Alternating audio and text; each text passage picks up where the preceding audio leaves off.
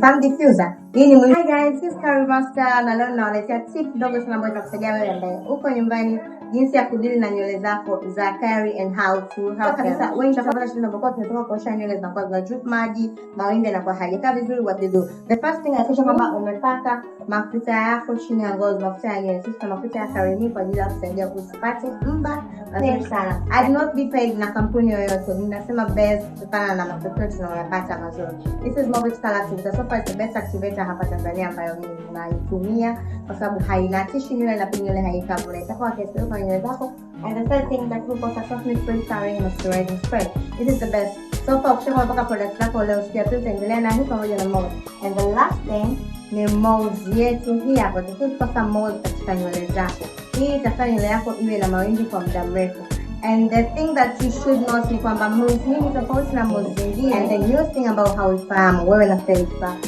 When it comes diffuser, hii ni muhimu sana kuwa nao. Kuna watu wananyoa ndefu za kali lakini ninapata changamoto jinsi ya kuzikausha hapo na zile mawimbi mazuri. Utatumia uwepo wa baridi.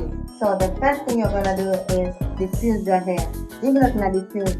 Nywele yako itajaa kwa haraka na itabaki na mawimbi yake mazuri. This is the it's time to style your hair. Hakikisha uposi chikana nyumbani. It's very important for you when nywele ya kali.